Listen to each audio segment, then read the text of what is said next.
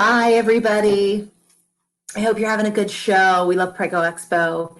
My name is Renee Davis, and I am the lactation consultant with the Rumble Tuff Breast Pump Company. Lots of you came by and chatted me up at the booth earlier. It was really nice to talk to so many of you. Hello. I'm so glad that you're here. First of all, let me tell you a little bit. Hello, everybody. I really miss face-to-face shows, you guys. I miss meeting you guys in person. It's been a weird few months, huh? So Rumble Tuff, let me tell you a little bit about Rumble Tuff. Rumble Tuff is, yes, a breast pump company, but we also do lots of other baby products as well. You can find us at rumbletuff.com. Rumbletuff.com. They've been around for about, I think they've been around for about over 10 years making breast pumps, but just in the last couple of years started to really market their own products. And like they would make pumps for other companies and they would slap their name on them. And you can hear my cat out there. Sorry.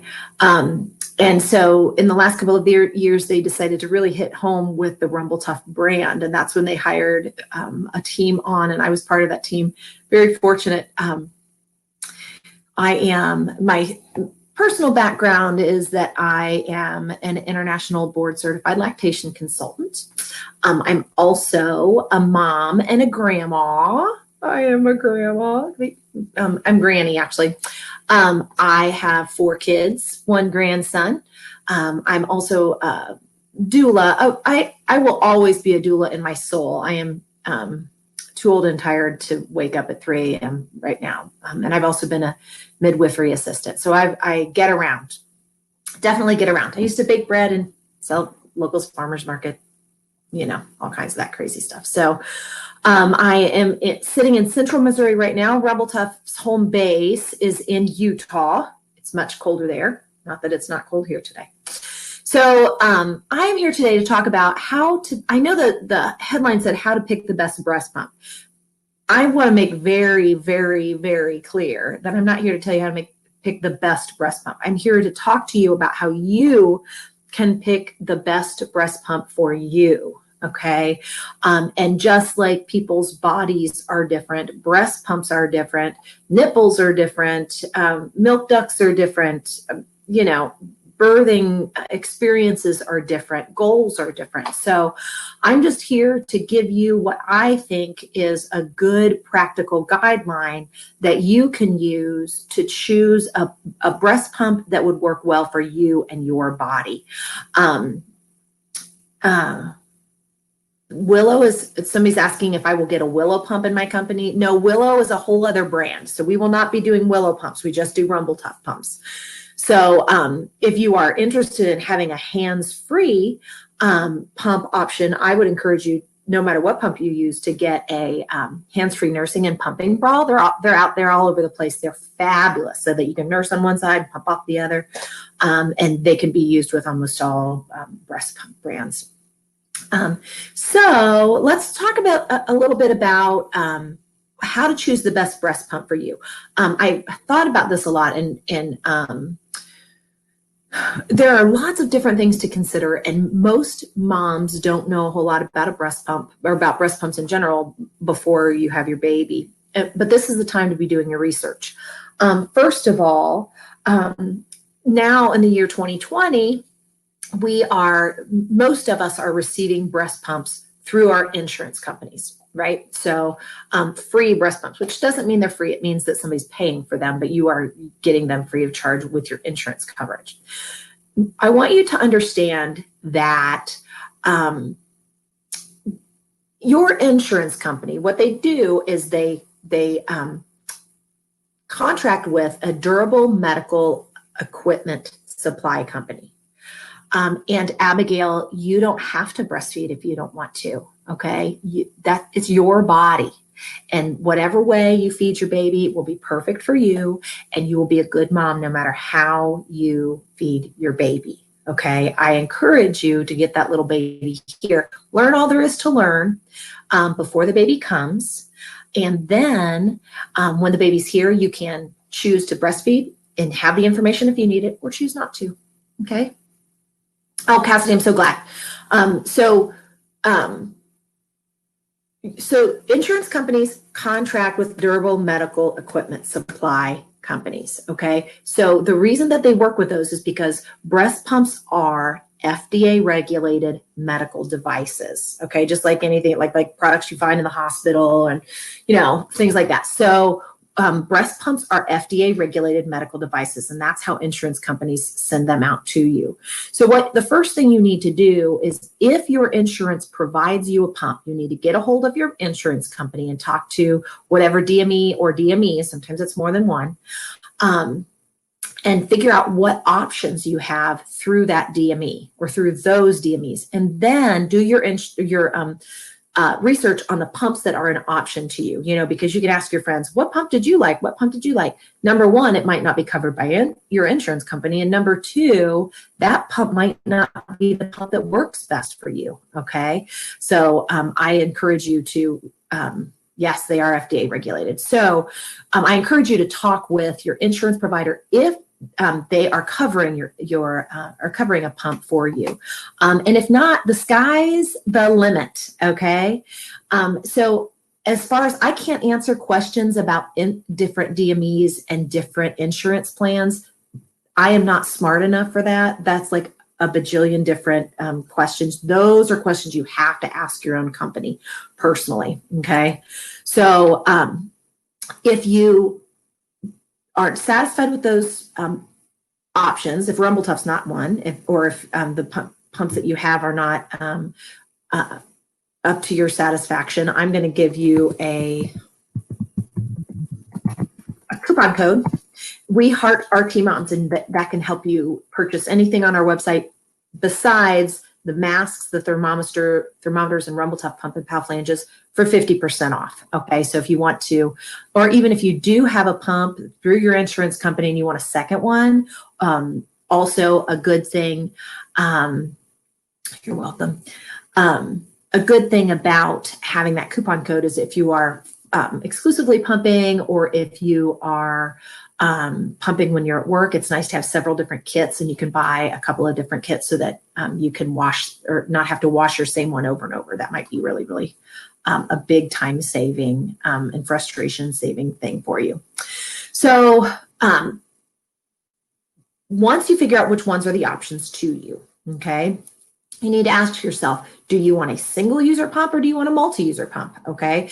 And people will say, you need a hospital grade pump. Please note, hospital grade is not an FDA regulated term. Okay. The only terms that are regulated by the FDA are multi-user and single user pumps. So we do not use the term hospital grade pump. Okay. Back in the day, it used to mean closed system, higher suction, lasted longer. And then the single user pumps that were out on the market would mean, or personal pumps, we would call them, with open system, lower suction, didn't last as long. Nowadays, the major difference for most brands is that it's usually just cost. Lots of the pumps that you find in the hospital, which are certified through the FDA as multi-users, have a suction range that is pretty equal to the suction range that the Rumble Tuff brand has. So you can rent one that would be a hospital grade or a multi-user pump. And a multi-user is a pump that can be used by several different people. Okay. A single user is certified through the FDA as only appropriate for use by one person. Know that now we are seeing lots and lots of closed system pumps. And some people think that just because they're closed system, it means that they're multi-user, and that is not the truth. The truth is whatever the FDA has regulated that pump as being either single user or multi-user. So what I'm going to talk to you about today is our single user line. Okay, we do have 2 multi-users coming out very soon, but right now we're going to talk about just the single user, because the vast majority of you will only be using a single user pump, and that's usually what your or that is what your breast pump or your DME will provide. So do you want a manual or do you want an electric pump? Well, okay, so usually people will get double electric breast pumps because it makes pumping easier during the day. A manual pump. So a manual pump oftentimes can be a trigger pump, or it can be, one that you push pull. There's ones that you can squeeze this way. They have a lot of times, it's easy to do, but once you do this 457,000 times, it can kind of hurt your hand. So having a manual pump is really nice for those times that you're in a car or when you're out on a date, that sort of thing. It's, in my opinion, better to have a double electric. And that was my next thing to talk about, is a single or a double. All of the Rumble Tuff pumps are double electrics that can be converted to a single electric pump. And that's my recommendation, is to get a double electric pump so that you can convert it to a single pump. And this is how you do this with Rumble Tuff. Very simple. That's all there is. And so the benefit to that is you're usually going to want to double pump. Okay. However, there are going to be those times when you want a single pump. I often suggest that moms, especially for babies who are a little bit weaker or maybe have some oral restrictions, and as far as the size goes, we'll talk about flanges in just a minute. But I often encourage moms to nurse on one side and pump off the other, and to help the milk flow on the one side for like a weaker baby or a smaller baby. And so having a pump that you can transition from a single to a double is very convenient. No, one of the benefits of having a Rumble Tuff pump is that with every electric pump, your kit will also include the diaphragm and the handle for the manual pump, and all of our kits can be converted to the manual pump. So when you purchase or when you receive a Rumble Tuff pump through your insurance company, you will have both an electric and a manual. Okay, so that's very beneficial because there's times to use both. You'll usually want to use your double pump, especially if you're working full time, or if your baby's in the NICU or something like that, you're going to want a double pump more often than not. But it's nice to have the option and the option of the manual pump as well. Another thing to consider is open system or closed system.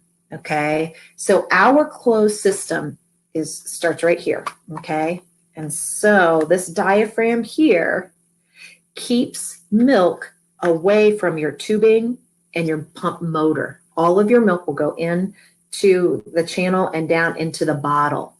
I think personally that this is the only way to go. I don't like moms to, best way to help the leaking of breast milk.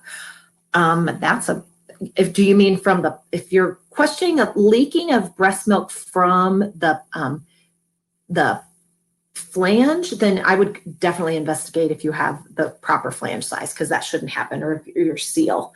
So as far as the closed system, open and closed system, let's do this. Let me get through this, and then at the end, I will take some time to answer a bunch of these questions. But I want to get through this whole list of things so everybody can hear it that wants to hear it, and then I will answer your questions, I promise.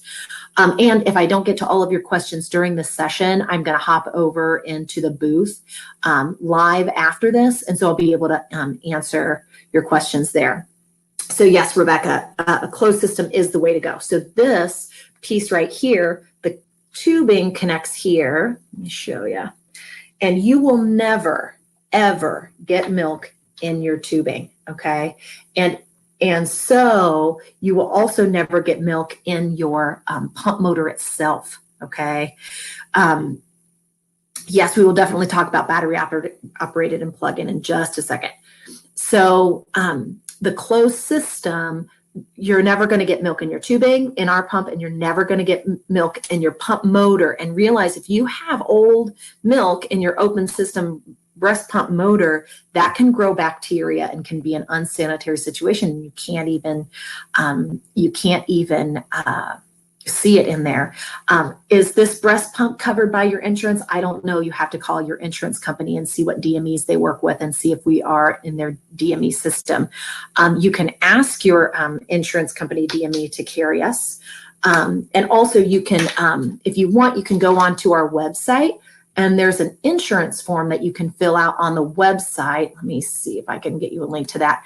And you can fill that out, and we can get it to a DME in your area in order to help you find out if we can be covered. So you just need to fill out that insurance form on our website. So open system versus closed system. In an open system pump, it is you have the ability to get milk into your tubing and into the pump motor.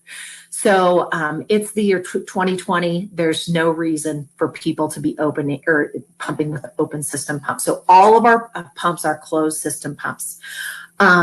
Suction levels are hugely important. Our suction level goes from about 70 mmHg double pumping to about 270 mmHg double pumping, okay? This is really important when you look at the suction level of a pump. If you are a mom that does not require higher suction, then you're going to be able to pump with almost any pump out there on the market.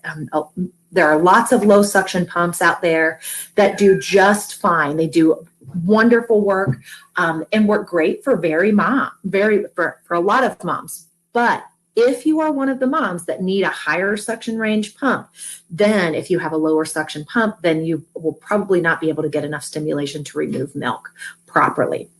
So like I said, ours goes from 70 mmHg to about 270 mmHg double pumping, okay? And how are you going to know what amount of suction that you need?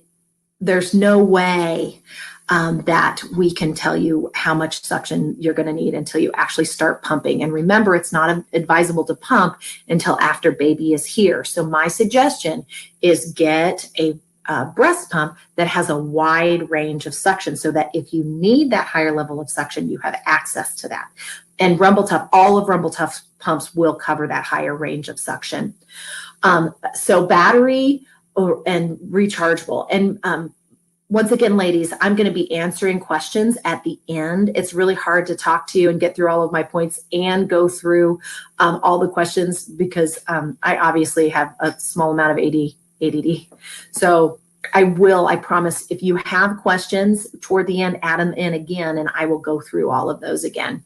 So battery versus rechargeable battery versus plug into the wall. So this is our Breeze here. In the Breeze, it does have a rechargeable battery. It has a memory function. It has three-phase technology. It has the nice waveform that holds at the end.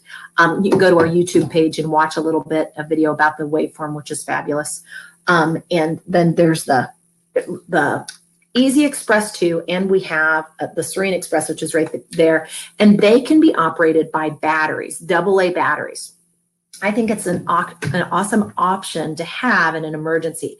But I want you guys to understand that it doesn't matter what pump brand you're using. No AA battery will ever have as much power as a wall outlet. So it is very likely that if you are using any pump brand at all with AA batteries, the amount of suction that you can access is going to be lower. So my suggestion, if you need not to be able to be plugged in, I would get a pump with a rechargeable battery. If you're going to use batteries in this, I would encourage you to use rechargeable AA's. They're still not going to give you as much power as a wall outlet, or the rechargeable battery gives you as much power. The AA batteries don't. But at least then you won't be going through, it would be extremely expensive to put that many batteries if you're going to pump full time with any pump with AA batteries. And that's just not really nice environmentally. So having an option where you don't have to plug into the wall is a bonus, right, to most of us. There are some of how long will the batteries last? I can't answer any questions that because it depends on how high of suction you're using, how often you use the pump, how long your pumping session is. So all of those questions are really variable. Okay. So as far as the rechargeable battery goes, it's a great benefit if you don't have an outlet where you are working. Lots of places, even though it's illegal, offer bathrooms to pump in, and that frees you up to be somewhere else. I have had lots of moms in the past that are working fast food like Sonic and things like that didn't have an indoor place to pump. And so pumping in the car was all they had as an option. And so the rechargeable battery is nice for those situations. But then again, the rechargeable battery is just nice in general. So you don't have to be connected to a wall outlet when you're pumping. You can lay in the middle of your bed, or you can sit in the middle of the couch, or you can be anywhere you want to be and be pumping. So I like the rechargeable battery option. It is not a must for everybody, but it sure is nice to have. Sure is nice to have. So let's talk about size. Ladies, size matters, right? We all know that. However, bigger is not better when it comes to breast pumps, right? So all of our pumps, this is the largest single user pump we have. It's tiny. This is one of our smallest. This is the Mighty Take, and this is our Breeze, okay? And then this is the Easy Express, which is exactly the same size as the Serene Express. They are small. And when you are pumping and breastfeeding and carrying diapers and whatever, baby food and a change of clothes and all of those other things, I would also always encourage you to pick a small pump that's going to last, if that's your goal. There's some moms who know darn good and well they're just going to be pumping for the first 6 weeks and they're done. Okay, and if that's your situation, that's fine. But so you don't need a pump with a long motor life. So you can pick just about anything. But if you're looking for something that can fit easily in your diaper bag, this size pump is easy to access on the market these days. This size pump with a rechargeable battery, it might not be as easy as you think. So this is a great option, the Breeze. Expected motor life. I almost went into that just a second ago. So all of our pumps have an expected motor life of about 2,500 hours, 2,000 to 2,500 hours. That is extremely long. You need to look into how long your motor is going to last. Know that there are some insurance companies that are only offering one pump per lifetime for moms. That's a women's rights issue and a women's health issue that we should all be upset about, but it's out there. Okay. So if you are one of those people that only gets one pump per lifetime, there are some people that only get one pump every 3 years. If that is the situation with your insurance, you're going to want a pump that is going to last a long, long time. Sometimes you can find that information on the website. Sometimes you have to call and ask for that information. Like I said, our expected motor life is between 2,000 and 2,500 hours. That is way above average. So I would encourage you to, if you have a pump that's going to last that long, you can use it with consecutive babies, depending on how often you pump. Our pumps would be totally sufficient for a mom who is exclusively pumping. There are some pumps out on the market that are designed for moms that are just working full time and going to be away from the baby often enough to pump 2 or 3 times a day. Ours are not designed that way. Our pumps are expected to last for a full 1 year pumping exclusively for moms. So that is very good to know. Here's a big topic. I'm going to go here and I'm going to get a link. We're going to talk about flange fit, ladies. This is hugely important. You need to know what size flange within reason. Before baby's born, you're not going to be able to pick exactly the flange size that you need because your nipples might change once the baby's born, but you can get a really good idea about what range you're going to be in before the baby's born. And I am going to put a link down here below the chat box to an article right here. And if you plan to exclusively pump, it's a great idea to hook up with Tuff because they offer well, if you're planning to pump at all, you can schedule appointments with me free of charge via the website. I am also a private practice lactation consultant, and so you can find me on Facebook, Renee Davis, IBCLC, if you want to schedule an appointment with me privately. Private practice lactation consults are not provided through Tuff. I apologize for that, but hey, I'm worth it. So as far as flange fit goes, I just put a link up there. Oh, I put the wrong link up there. That's the insurance form. Forgive me, guys. So, oh, I did. I put the right one in there. I don't know how to pin it to the top. I don't know how to pin it to the top. If there's anybody out there, the admins that could pin that flange article, ooh, you're good. Got it. So thank you very much. Thank you.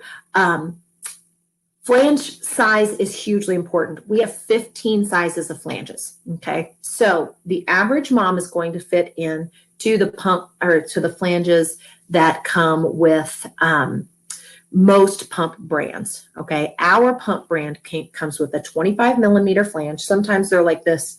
Sometimes they are the 2-part. It just depends on which one you get.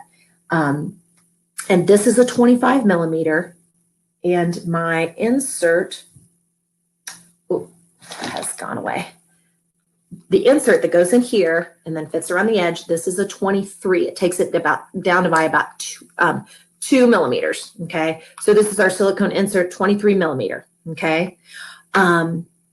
So if your nipples fall into the small range or the large range, you need to check with the company that you're considering going with to make sure that they have a flange size that fits you.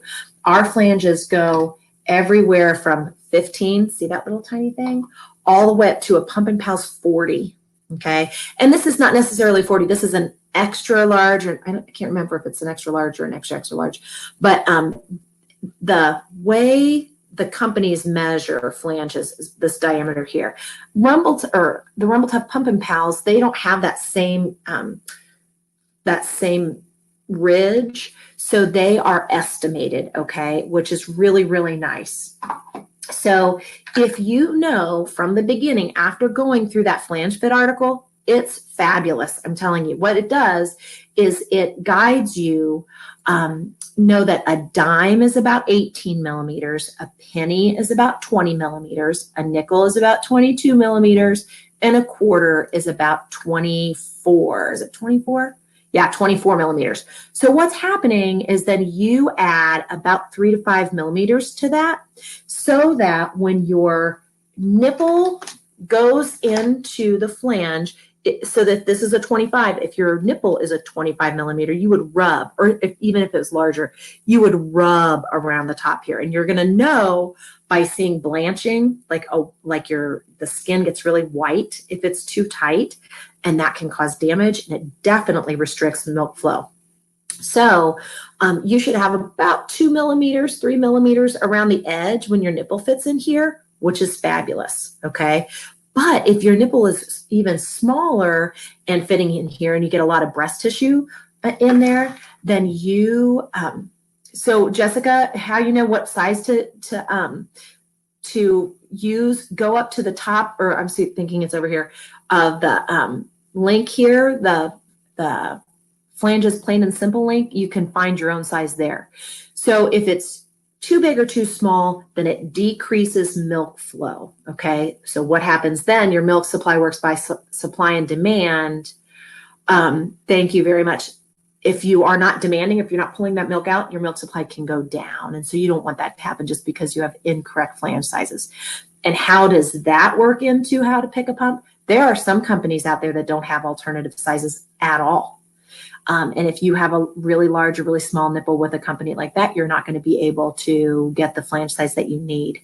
So make sure when you are, before you have the baby, You can even check to see what your nipple size is at that point. Once again, you're going to have to, for exact measurements, you're going to have to wait until baby's here, but you can get a good estimation by the measurement before baby comes. Okay. Remember, your nipples are going to change a little bit once the baby gets here. Okay. So, warranty. Okay. All of our pumps have a 2-year warranty. I kind of skipped over this when I was talking about motor life. Back to the women's rights issue of not being provided with pumps, right, through your insurance. So if you have a insurance company that doesn't cover you for more than one pump per lifetime or something like that, it's a good idea to have a pump brand that provides an extended warranty. So our warranty for all of our electric pumps is 2 years. There are some companies out there that offer 2-year warranties, not all of them at all. That's the exception to the rule. So usually it's 1 year. The only exception here is the battery in here has a 1-year warranty. The pump works. We are expecting the batteries to last for an extended period of time, but the pump motor is warranted for 2 years.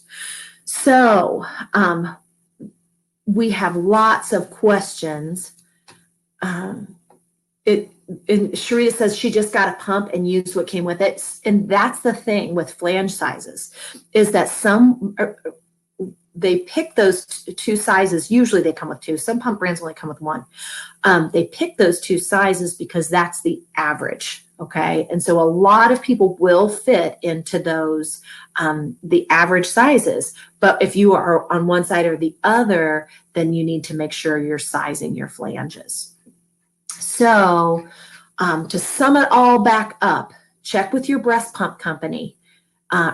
Check with your insurance company to see what durable medical equipment supply companies they work with, so you can see what is offered to you. If your insurance doesn't cover, look into buy nothing, sell nothing groups of mom and baby giveaway groups. Okay, giving away name brand pumps. Let me strongly caution you on sharing or selling single user pumps. That is not actually legal. Because oftentimes if you have open system pumps, they can be contaminated. So I would encourage you, if you are in need of a breast pump and it's not covered by insurance, you can either use the coupon code We Heart RT Moms, or you can go to the WIC office. If you cannot afford one, WIC oftentimes provides pumps. When is the best time to order a breast pump during pregnancy? Unfortunately, your insurance company will sometimes dictate when you can get your pump or your insurance coverage. So I would recommend in the first or second trimester, at least by the second trimester, contact your insurance company so that you can get everything set up so that it can get sent to you as soon as you're able. Some of them will send them before the baby's born. Some of them will not mail the pump until they know baby is born and live. So once again, that's another women's rights issue that I could go on and on about, ladies. So get a hold of your insurance company, okay? As far as is there a way to get other flange sizes that the breast pump company doesn't offer? It just depends on the pump. I can't make comment about specific other companies because that's just not appropriate, but it depends on if you're able to take this part off or not, and if it fits other brands that are out on the market. If you use any other products from here back on any brands, you will ruin your warranty because they different size tubing, different size lip valves or membrane valves can change the amount of suction, and so it can just ruin your warranty if you use other products. So it just depends on which pump brand you have. So to sum it back up, get a hold of your DME and see what's offered to you. you will most likely get a single user pump through your insurance. And really, there's no real reason to buy a multi-user pump now that pumps are closed system and they have a higher suction levels. There are lots of really great single users on the market. The next question was single versus double. My recommendation is that you get a double pump that can be converted to a single pump so that you have the option of both. And remember, when you are ordering from Rumble Tuff, if you purchase a pump from us, or if it comes through your insurance, the electric pump will automatically come with a manual handle and the diaphragm, so that you will have both an electric and a manual pump with your purchase or the insurance of Rumble Tuff pump. And that was another thing, manual versus electric. I really like to see moms have electric pumps for their main pump. If you're, what would you use a single pump for? If you're going on a date, or if you're stuck in the car, or sometimes moms will nurse on one side and pump off the other if they don't want to hook the whole kit up, the whole electric pump up. One thing you need to know about this pump, this is a really good thing about our manual pump specifically. You can see here, okay, I'll put together, this dial here is a vent. So this is the only pump that you can adjust the suction level of, as far as I know. So it's a fabulous manual pump. So you can even put it on and close off the suction and allow it to kind of release itself really slowly, and you can use it kind of like a haka. So it's a great option. But if you're going to be working full-time or even part-time, it is a really good idea to have either an electric pump or a pump with a rechargeable battery. It just will make your life so much easier. We also know that when you are double pumping, it helps to increase your prolactin level. So you'll get your milk twice as fast and your prolactin level will increase. So that's really nice.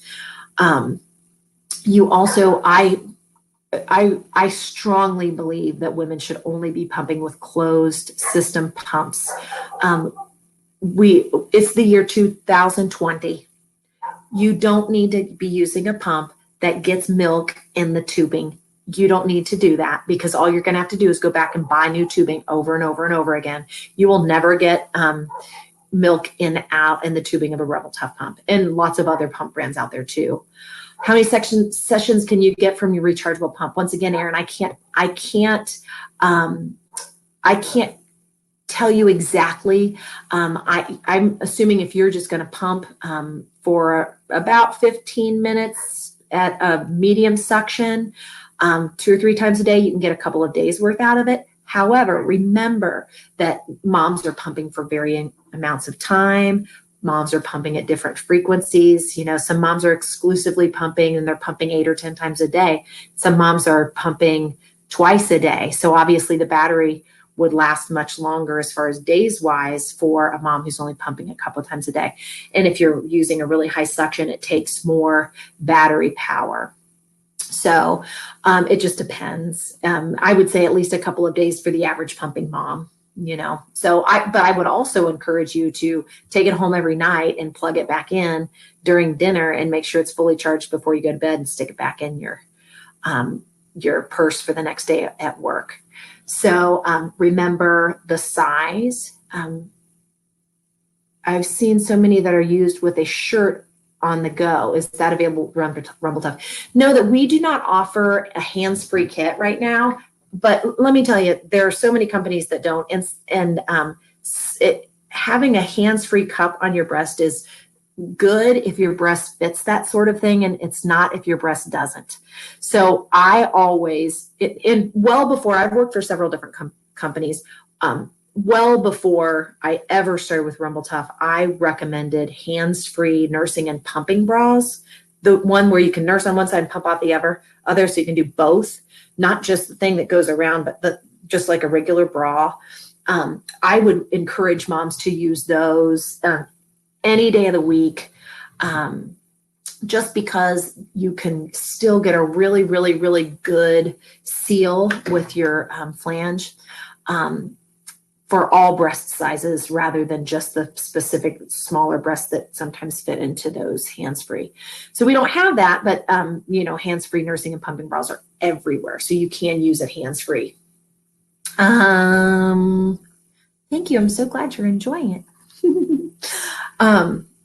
Yeah, I agree. It's hard for large breasted women. One really good thing, and I'm not a good example of this, but for larger breasted women, and this is totally kind of off the topic, but I always tell moms to take a towel. This is a like a napkin, and roll it up really into like a tube and bring their breast up and slide it just under your breast like that. And that can help you pump because it's, and also it's good for breastfeeding as long as you pull it back out of the way of baby. And that changes the angle of where your nipple points. And it also gives you a little leverage for your pumping. So that's a tip for larger breasted moms. So also check out the size of the pump, check out the expected motor life, check out the warranty. Remember, our motor life is about 2,500 hours, 2,000 to 2,500 hours, which is a long time. The warranty, we have a really great warranty, a 2-year warranty on the motor. Yeah, I've got lots of tips on breastfeeding. That's what I do. Flange sizes, make sure that the company that you're using offers the flange size that you need. Remember, we offer everything from a 15, which is little teeny tiny here, see that, to a 40.